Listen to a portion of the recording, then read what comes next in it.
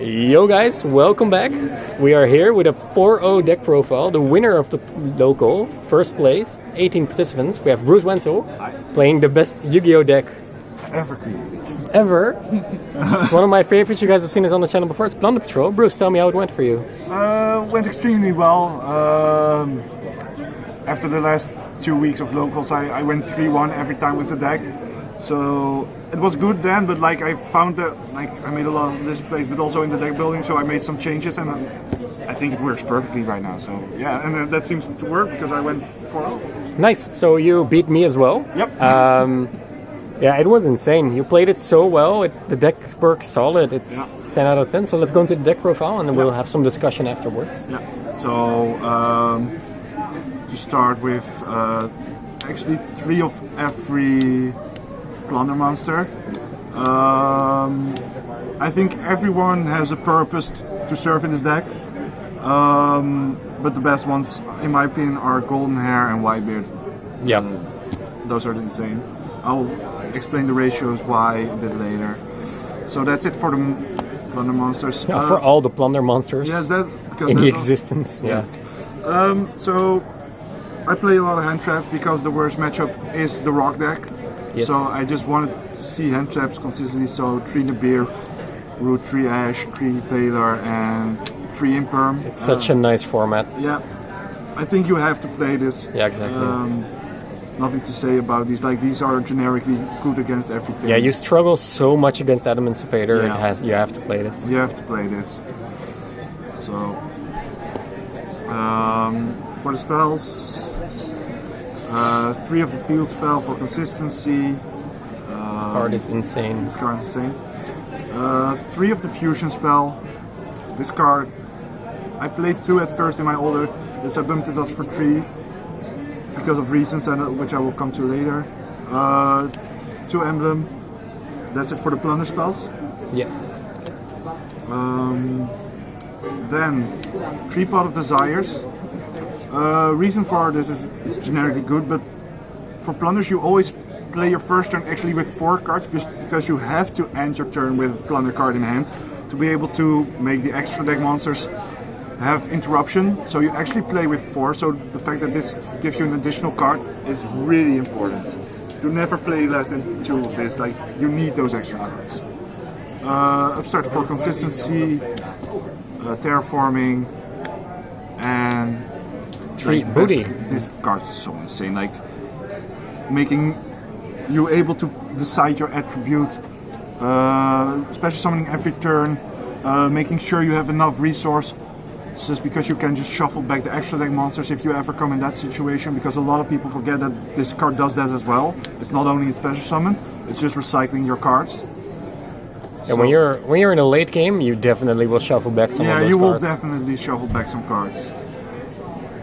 So that's for the main deck. For the extra deck, I found that actually what you want to do is just stick to the plunders. Everybody just plays all these weird cards like Bahamut Shark and Toad. This was you last week. Fuck you. Yeah, you took my advice. You found it, I found it. You found it. Yeah, but no, but it works. It works. You just play the plunders. Like, these cards. You need them all. You need them all. These are your forms of interruption. You mainly go for, these are the cards that generate advantage for you so hard. Like, don't get me wrong, Toad is nice and all, but like, this is where you want to be at. Exactly. If you want to make a Toad, you can play that deck. Yeah. But so like, you need your 3 Blackbeard. You need your 3 Mork. Yeah. And for the last 4 cards in the extra deck, El Mirage. This is for the weird place where you only have Golden Hair, and make sure that Golden Hair turns into Blackbeard. And then the other 3 guards are just like combo because we play tuners. So this package is yeah. For those of you that don't know, Helker Fibrax summon Vader. Yeah. Summon Celine. You will always have 3 spells in grave or on field or in your opponent's grave. Yeah. Plunder monsters count as spells as well. Summon back the Vader, summon access code, and you have some pops. Yeah. That's it. So that's the reason why that's there. Nice. For the side deck, more hand traps for the Emancipator deck. More hand traps for it. Yeah, But like these cards are particularly insane because they make sure you have a body on the field. This with zoom in on the token collector real quick. Some people might not know it, but it's so good. It's so good. It's a fiend. It's level 4. It can special summon itself from either hand or graveyard, which is insane because this can just be easily be discarded for like field spell and just have interaction with your opponent. Oh, that's later. so good. Yeah.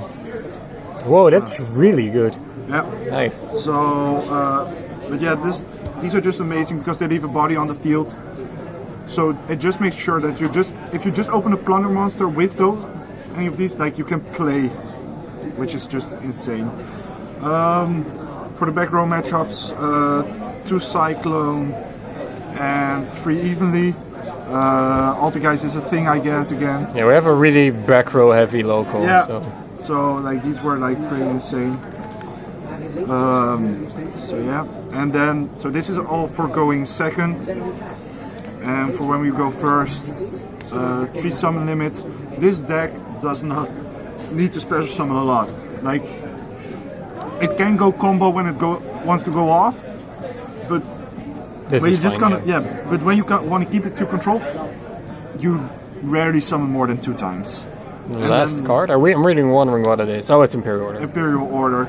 Like, maybe some people just hate me for this because indeed, Shipyard is really good and Emblem's really good. But have you read that card? Imperial Order. But this card's insane. And when it comes down to it, this card, this deck, the way it wants to play is with your monsters and being able to decide the attribute. And that's booty. Exactly. Like, when it all comes down, you play with your monsters and your traps. So I can see that works well. this is not bad at all. So that's it for the deck. How did your matchups go today? Well, my matchups were round 1, Adamant Spader 2-0. He Shoutouts to Raphael Neffen. like he just unfortunate. Like he had bad hands both games. So Yeah, you're not supposed to win it. yeah, like that matchup is so hard. Exactly. Round 2, like pure mech, 2-1. Like game 1, game 2, he made a setup after Dark Ruler, which I could not beat in time because time was like so I conceded that. So I could try to make a win in game 3, which managed to happen by just the way this deck can just play during the battle phase. It has so much damage. Yeah, it plays so much damage it can put up. But also like he played like with the Mag Knight, Morningstar and the Indigo to just swap the position of in the zone I wanted to do damage. And then it was like, okay, Blackbeard, summon a new guy in that zone. Exactly, kick over it anyway. Kick over it More anyway. damage. Yeah, more damage. Round 3 was against you, Eldritch. Yep. 2-0. Yeah, I fucked up game 1 really, really bad. And game 2, you really showed me that this deck can just do so much from nothing. Yeah. You outcleared your entire field, and then after that you just made a comeback. You just destroyed me afterwards. Yeah, like, I can show a bit of a like place. With I will after round will 4 and after 5. round 4 was against Geist, 2-1. I lost the die roll. He made a setup game 1 which I could not beat. Game 2 I made my setup and I just outgrinded him. And game 3 I evenly matched him. He had to pay his judgment, and after that I could just actually win the game by just summoning Whitebeard, equipping him and beating him down. Nice, nice. So yeah, that was it. And then you played here for the finals because we only play 4 rounds at our locals, and you beat some. Yeah, some. Who was 4-0 as well, playing Adamant Scepter. Yes, but yeah, that was also 2-0.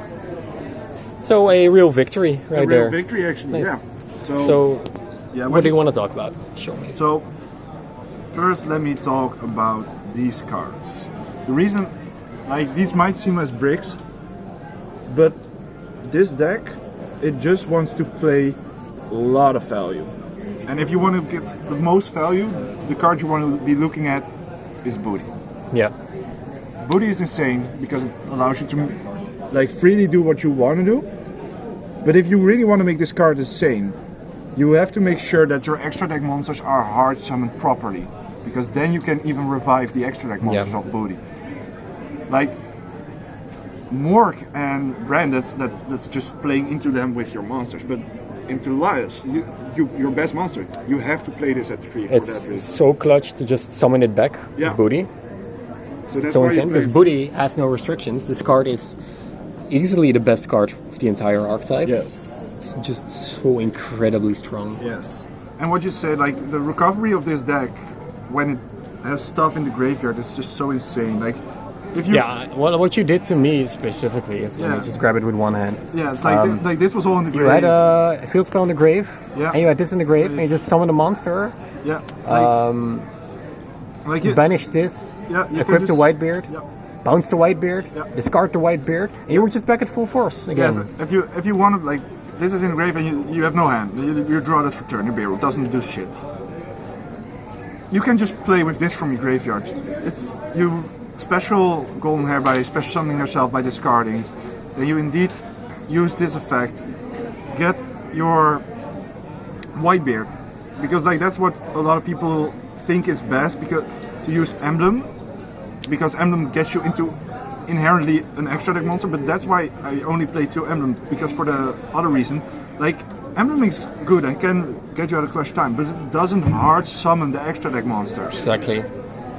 So it's good. The turn protection is fine, but if you really want to make sure you can outgrind your opponent and really get a lot of value of your cards, you want to hard make those monsters in the extra deck.